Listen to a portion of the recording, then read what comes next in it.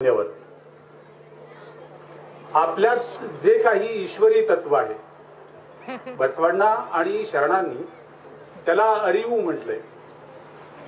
अरिवे गुरु आचार्य लिंगा अनुभवावे जंगमा, त्या पद्धतीने तुमच्या मनात जो ईश्वर आहे त्या ईश्वराला मी शरणू येतो, म्हणजे मी त्या ईश्वराला नमस्कार करतो, त्याला चांगवलं म्हणतो, त्याला जय भवानी जय शिवराय म्हणतो। जे काही अभिवादनाची रीत आहे त्या पद्धतीने मी आपल्या सर्वांचं अभिवादन करतो। सर्वांच्या समोर मी नतमस्तक होतो। हे 4थं आदिवासी धनगर साहित्य संमेलन आहे, 5वं आहे। 4 झालेले आहेत, हे 5वं आहे। आणि 5व्या आदिवासी धनगर साहित्य संमेलनामध्ये एका लिंगायत विचार सांगणारा, शरणांचा अभ्यास करणारा, शरणांची वचनं मराठीत आणणारा, मी माझं नाव लिहिलंय आणि इतिहास संशोधक म्हणून। मी इतिहास संशोधक नाहीये, मी अनुवादक आहे वचनांची। मी कन्नड वचनांचं मी मराठीत अनुवाद केलं। मी शरण साहित्याचा अभ्यासक आहे, संशोधक वगैरे हा विषय एकमेकांना मोठेपणा देण्याचा असतो, आपला विषय तो नाही। मला संयोजकांनी विषय दिलेला आहे संत परंपरेतील धनगरांचे स्थान आणि संत सद्गुरू बाळूमामा। या विषयाबद्दल बरेच आक्षेप असू शकतात, मतभेद असू शकतात। ते यासाठी मी काही माझी भूमिका आहे मी स्पष्टपणे मांडतो। माझ्या समोर ज्यांना आम्ही समकालीन व्यास म्हणतो, म्हणजे व्यासांनी भगवद्गीतेत जे काही सांगितलं ते 13व्या शतकात ज्ञानेश्वरांनी सांगितलं, सोपं करून सांगितलं। म्हणून हे जुन्या पिढीचे व्यास आहेत ज्ञानेश्वर माऊली। आणि तीच फिलॉसॉफी जर समकालीन आजच्या जी मुलं विशेषतः युट्यूबवर, फेसबुकवर, व्हॉट्सअपवर पोचलेली आहेत, त्या मुलांना, त्या पिढीला जो माणूस कृष्णाची फिलॉसॉफी केली, कृष्णाचं गीतेतलं तत्वज्ञान आणखी सोपं करून सांगतो, ज्यांच्या समोर बोलणं म्हणजे हे जास्त जिगरीचं असतं। आपल्या समोर एक परीक्षक बसलेला आहे आणि आपण त्याच्या पुढे पेपर देतोय, असे आमचे वंदनीय सलगरे सर आहेत, प्राचार्य मधुकर सलगरे सर आहेत। त्यांच्या समोर बोलणं ही गोष्टच धाडसाची असते। म्हणून मी एका अर्थानं परीक्षार्थीही आहे, वक्ताही आहे। तो आपला विषय होता की संतांना, शरणांना आपण त्या चौकटीत ठेवायचं का, धनगरांचे स्थान असं जेव्हा आपण म्हणतो ठेवायचं का। तर मला एक कबीरांचा दोहा आठवतो। कबीर म्हणतात, जाती न पूछो साधू की पूछ लीजियो ज्ञान, जाती न पूछो साधू की पूछ लीजियो ज्ञान, मोल करो तलवार का पडे रहे दो म्यान। म्यान जे आहे तिथंच पडू दे त्याला, आपल्याला तलवारीची किंमत करायची, तलवारीला जपायचं। त्यामुळं संत महात्मे जे काही आहेत ते एका जातीमध्ये, एका धर्मामध्ये आपण महात्मा बसवण्णांना एका ठराविक जातीचे म्हणू शकत नाही, शिवयोगी सिद्धरामेश्वरांना ठराविक जातीचे म्हणू शकत नाही, बाळूमामांना भले आपण त्यांच्या भक्तामध्ये धनगरांची संख्या जरी मोठी असली तर बाळूमामा फक्त धनगर समाजाचे कॉपीराईट आहेत असं मला मान्य नाही आहे। जसं छत्रपती शिवराय फक्त मराठ्याचे नाहीयेत, ते मराठी अस्मितेचे मानबिंदू आहेत, तसं सद्गुरू बाळूमामा हे तमाम भक्तांचे, जे त्यांना शरण येतात, ज्यांना त्यांनी दृष्टांत दिला, त्यांनी साक्षात्कार दिला। एक 12व्या शतकातले संत आहेत, त्यांचं आणि बाळूमामाच्या चरित्रात असलेलं साम्य मी नंतर बोलणार आहे। मला वेळ दिलेला त्यांनी 10 मिनिट आहे, बघूया काय काय आपल्याला बोलता येईल, काय काय मांडता येईल। मी प्रामुख्यानं अहिल्यादेवी होळकर आहेत। आपल्या अहिल्यादेवी होळकरांना आपण फक्त धनगरांचे म्हणायचं का, तर त्याचं उत्तर नाही असं आहे। बसवण्णांचं एक वचन आहे, बसवण्णा म्हणतात, शट्टी एंबेने श्रीयाळना मादार नंबेने चेन्नईना। मी कन्नड वचन आहे, मूळ कन्नड लोकांना समजण्यासाठी सांगतो, त्याचा मराठीमध्ये पुन्हा मी अर्थ सांगणार आहे। शिर्याळाला शेट्टी म्हणायचं का, याचं उत्तर नाही असं आहे। कक्कयाला ढोर म्हणायचं का, याचं उत्तर नाही असं आहे, नाही म्हणायचं त्यांना। मग शिर्याळाला शेट्टी म्हणायचं नाही, तो कक्कयाला ढोर म्हणायचं नाही, चेन्नईला मादार म्हणजे मातंग म्हणायचं नाही। मग हे सगळे कोण आहेत, हे सगळे शरण आहेत, आपण त्यांना शरण म्हणायला पाहिजे। तोच न्याय मला लावा, मला तुम्ही ब्राह्मण म्हणून म्हणू नका, मी सुद्धा शरण आहे। ही गोष्ट महात्मा बसवण्णांनी 12व्या शतकात सांगितली होती। आपण ज्या परिसरात राहतो, ज्या विभूतीचा मी या कल्याण पर्वाचे नायक म्हणून उल्लेख केला, शिवयोगी सिद्धरामेश्वर, हा परिसर जो आहे तो कावेरी ते गोदावरीच्या भूभागात आम्ही राहतो.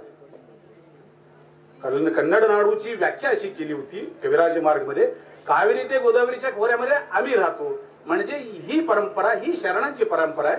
12व्या शतकात शरण होऊन गेले, नंतर संत परंपरा होऊन गेली, नंतर कनकदास होऊन गेले. हा सगळा धागा एक आहे. बसवण्णांच्या वचनामध्ये जे काही, शरणांच्या वचनामध्ये जी काही भूमिका मांडली होती, फक्त तिथं उडल संगम देवाच्या ठिकाणी आदिनेले केशव नाव जोडलं तर ती सगळी रचना कनकदासांची अभंग होतात. आपल्याला महात्मा बुद्ध माहित आहेत.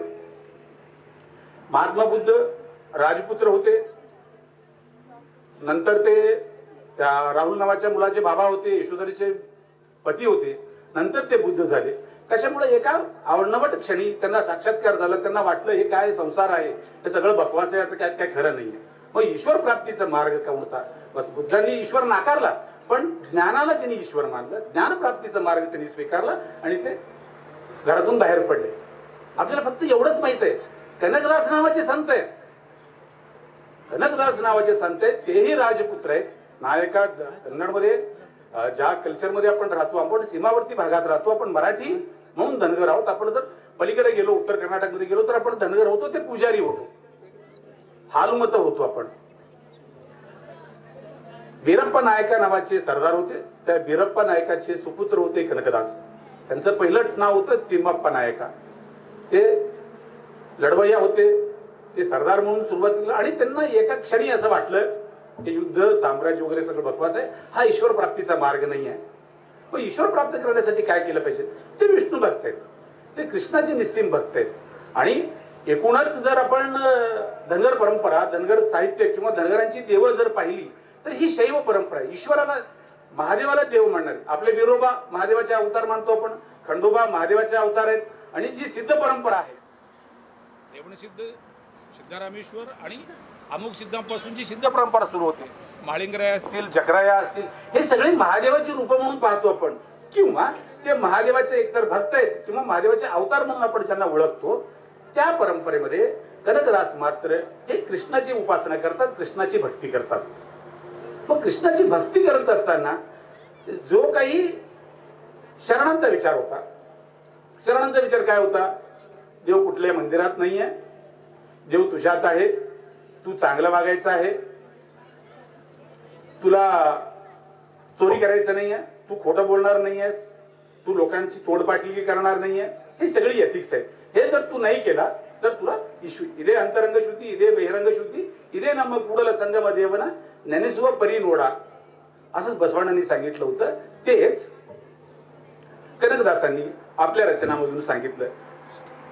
कनकदासांनी ईश्वराला एकरूप होण्याचा जो, जे सलगरे सरांना माहित आहे की चिदानंद रूप शिवोहम शिवोहम, तू काय आहेस तर तू आहेस ही नाहीस आहे, त्याच आशयाचं कनकदासांची एक रचना आहे. नी माय दोळगो निन्नळू मायेव, तू माया आहेस की माया तुझ्यात आहे. म्हणजे ईश्वर, सगळ्या संतांनी काय सांगितलं की ईश्वर प्राप्तीचा मार्ग सोपा, सुटसुटीत करून सांगितला होता. तो कसा आहे की वैदिक परंपरेमध्ये तुम्हाला कुठेतरी तपश्चर्या करायची आहे. 12 वर्षाचा तपश्चर्या केला, मग देव प्रसन्न होतो, देवानी वर मागितलं, मागायला सांगितलं, मग देव यांनी हे मागितलं, मग देवानी यश तथास्तु म्हटलं वगैरे.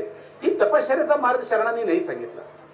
संतांनी तुमच्या दैनंदिन जीवनामध्ये तुम्ही जे काम करता, ते काम करत असताना तुम्हाला ईश्वर म्हणजे कायकवे कैलास जी शरणांची फिलॉसॉफी ती संतांनी आणखी जरा डेव्हलप केली. मी कनकदासांचं चरित्र सांगत असताना प्रामुख्याने आपल्याला नामदेवराय आठवतात. नामदेवरायांनी मराठीचा झेंडा खूप लांब म्हणजे अफगाणिस्तान पर्यंत नेला.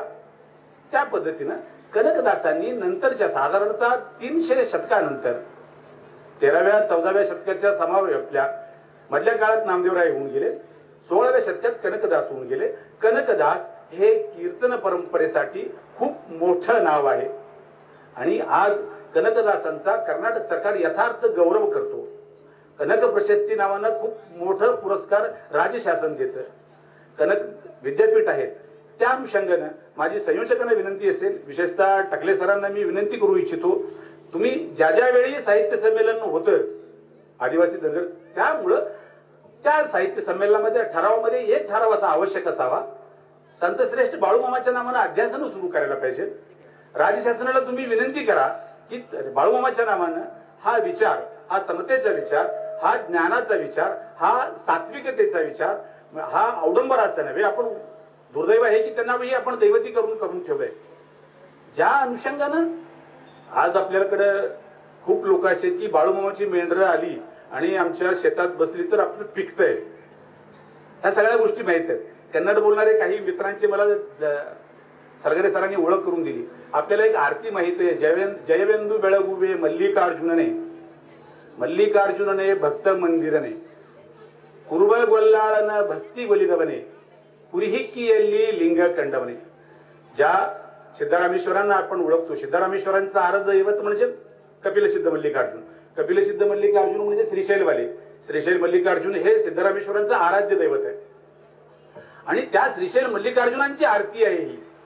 श्रीशैल मल्लिकार्जुनांची जर कृपा झाली, काय झालं, श्रीशैल मल्लिकार्जुनांनी पूर्व गोल्लाळेशा म्हणजे गोल्लाळेश नावाच्या एका मेंढर राखणाऱ्या धनगरावर मल्लिकार्जुनाची कृपा झाली. म्हणजे काय, आपण उलट्या अर्थानं, एका अर्थ हे मल्लिकार्जुनाची महती सांगणारी आरती आहे. आपण जर गोल्लाळेशाच्या ठिकाणी जर बसून विचार केला, गोल्लाळेशांची भक्ती इतकी निस्सीम होती की आज ही ज्या परंपरेत आपण राहतो, ही शिखर शिंगणापूर पासून ते श्रीशैलमला चालत जाण्याची परंपरा आहे आपल्याकडे. कावड घेऊन चालत, त्यावेळी लोक चालत जात होते रस्त्यामध्ये. श्रीशैलला चालत जाणाऱ्या पदयात्रींना पूर्व गोल्लाळेश नावाच्या रानावनात शेळ्या मेंढ्या राखणाऱ्या धनगराची भेट झाली. त्यांनी विचारलं, कुठं चालले तुम्ही? ते म्हणले की मी श्रीशैलला चाललो. श्रीशैलला काय आहे? श्रीशैलला खूप मोठा देव आहे, खूप तो असं ख्यातकीर्त वगैरे देव आहे. ते म्हणले की ठीक आहे, मग मला पण श्रीशैलला घेऊन जावं. ते म्हणले, तू तर धनगर आहेस, तू मेंढे राखायचं तुझं काम आहे, तू इथं कर ना. ठीक आहे म्हणे, तुम्ही माझ्यासाठी देव आणा. त्यांनी काय विनंती केली? तुम्ही माझ्यासाठी देव आणा. हे लोक गेले. वापस येत असताना पुन्हा गोल्लाळेश त्यांना भेटले आणि त्यांनी विचारलं, तुम्ही देवाकडे गेला होता श्रीशैलला मल्लिकार्जुनाच्या भेटीला आणि तुम्ही देव आणलात का माझ्यासाठी? त्या लोकांनी त्याची टिंगल केली. हे काय सांगते, अडाणी आहे, सीता आहे, असं आहे तसं आहे, आणि याला कसला देव पाहिजे? देव पाहिजे का? हे पहा इथे. त्यांनी लेड्यांकडे हात करून सांगितलं. शेळ्यांचे जे लेंडे असतात त्या लेड्यांकडे हात करून दाखवलं, हे बघ त्यातलं एक उचलून दिलं, हे बघ देव तुझ्यासाठी आणला. तो देव देव न राहता, ती लेंडी न राहता इष्टलिंगाच्या रूपात पूर्व गोल्लाळेशांच्या हातात येतं. ती कथा अशी आहे की निस्सीम भक्ती, माझा देव माझ्यासोबत. तीच कथा आपल्याला सावतामाळ्यांच्या चरित्रामध्ये दिसते. सावतामाळींनी सांगितलं की लोक सगळे पंढरपूरला जात असताना सावतोबा आपल्या शेतात आपलं काम करत राहिले, कायक करत राहिले, म्हणून ते म्हणू शकले की वांगा मुळा भाजी अवघी विठाई माझी. तीच कथा आपण जर काल सापेक्षपणे जर सांगितली तर जो ईश्वर गोल्लाळेशांना लेंड्याच्या रूपात दिसतो, तोच ईश्वर सावतामाळींना वांग्याच्या रूपात दिसला असं मला वाटतं. आणि हा उत्तर कर्नाटक आणि ज्या परिसरामध्ये आपण राहतो तिथं सिद्ध परंपरा खूप मोठी आहे. आणि ज्या बहुसंख्याक जो समाज असतो, विशेषतः आदिवासी धनगर समाज म्हणून मला त्या समाजावर बोललं पाहिजे. कारण मला असं वाटतं की जो लांबून पाहतो, हॉलिस्टिक अप्रोच असतं त्याचं, जो लांबून पाहतो त्याला बरं दिसतं. जो जवळून पाहतो, पायथ्याशी असतं, गर्दी जास्त असते, जो शिखरावर असतो त्याला चांगलं दिसतं म्हणे. त्याच्यामुळं मला असं वाटतं की महाराष्ट्रीयन धनगरावर मराठा संस्कृतीचा प्रभाव जास्त आहे आणि कर्नाटकातील धनगरावर कन्नड संस्कृतीचा म्हणजे लिंगायतांचाच प्रभाव जास्त आहे. त्याच्यामुळं सिद्ध परंपरेतली सगळी देव आहेत लिंगायतांनी, म्हणजे आमचे सिद्ध रामेश्वर जसे आहेत ते सगळ्यांचेच आहेत. सिद्ध परंपरा सगळ्यांचीच आहे. सिद्ध परंपरातले शरण हे भंडारा लावतात, घोंगडं टाकतात, तसं त्यांच्या काळात इष्टलिंगही आहे, ते विभूतीही लावतात, ते इष्टलिंग पूजाही करतात. आणि हे सगळे महादेवाचे भक्त आहेत. ईश्वर निष्ठा त्यांची ती काही नावं आहेत बघा. रेवण सिद्ध आहेत, अमोघ सिद्ध आहेत, मळसिद्ध आहेत, गेन सिद्ध आहेत, मलकार सिद्ध आहेत, शावर सिद्ध, महासिद्ध, सिली सिद्ध, फलसिद्ध, भूताळ सिद्ध, केरी सिद्ध, ओघ सिद्ध, बनसिद्ध, महासिद्ध, बिळयनी सिद्ध आहेत. त्यांच्यासोबत काही सन्माननीय नावं आहेत. विठ्ठल बिरदेव आहेत, माळिंगराय आहेत, चक्राय आहेत. त्या सगळ्या चरित्रांचा आपल्याला स्वतंत्रपणे अभ्यास करावा लागणार आहे. या सगळ्या म्हणजे यांनी काय सांगितलंय, यांनी तेच सांगितलंय जे तुझ्या जीवनाशी निगडीत आहे. तुला चांगलं जगायचं आहे, चांगलं म्हणजे कष्टानं तुला पैसे कमवायचे, कष्टानं तुला त्या पैशाचा विनियोग करायचा आहे, ते समाजाला वापस द्यायचं आहे. आणि हे करत असताना हे जर तू प्रामाणिकपणे केला तर तुला पुन्हा देवाच्या मंदिरात जायची गरज नाही आहे, तुला आचार उपचार करायची गरज नाही आहे, तुला तपश्चर्या करायची गरज नाही आहे. त्यामुळं कन्नड साहित्य जसं वचनांनी समृद्ध झालंय तसं कनकदास आणि पुरंदरदास या दास परंपरेतील संतांच्या अभंगांनी रचनांनीही समृद्ध झालंय. आपण हिमालयाहून उंच असलेल्या त्यांच्या कर्तृत्वाला उलट त्यांना दैवत्व देऊन त्यांना पूजा करतो. त्यांना चरित्र नायक म्हणून ते आहेत. त्यांच्या चरित्राचा आख्यायिकेच्या पातळीवर अभ्यास न होता त्यांना इतिहास पुरुष म्हणून त्यांनी लिहिलेली रचना, नामदेवरायांनी त्यांच्या अभंगामध्ये समकालीन संतांचं चरित्राचं वर्णन केलं होतं, तसं बसवण्णांनी त्यांच्या वचनामध्ये समकालीन संतांचं वर्णन केलं होतं. तसं बाळूमामाच्या समकालीन जे कोणी लोक होते त्यांच्या चरित्रातून, बाळूमामाने ज्यांनी पाहिलंय त्यांच्या चरित्रातून, त्यांच्या नजरेतून बाळूमामाचं चरित्र जिवंत व्हावा, किंबहुना त्यांना असे आपण माझ्या स्वप्नात येऊन झाले तर मला त्या मर्यादा आहेत, त्याला आपण भाबडे पण म्हणू शकतो.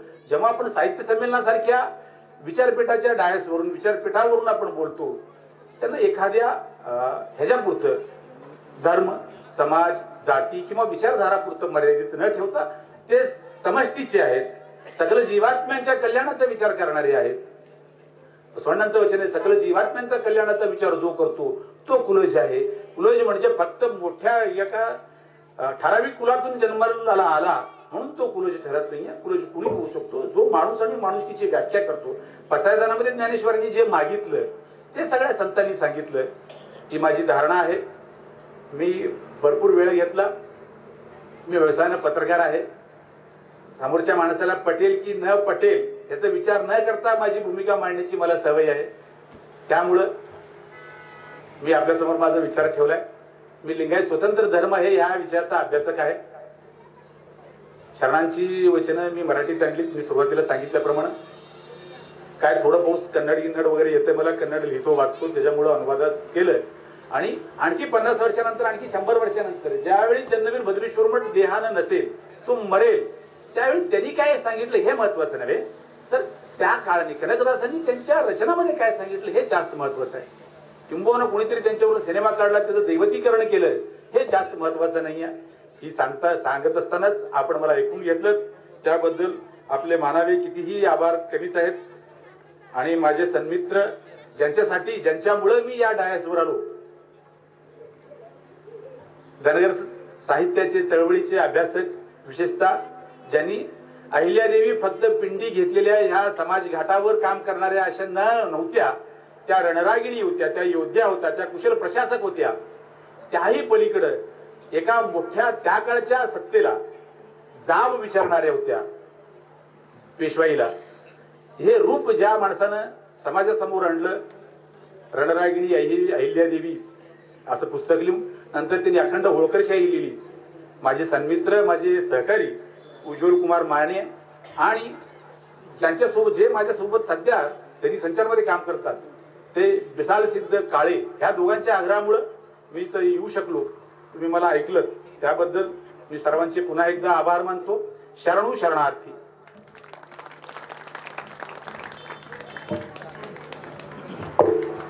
आदरणीय आजचे वक्ते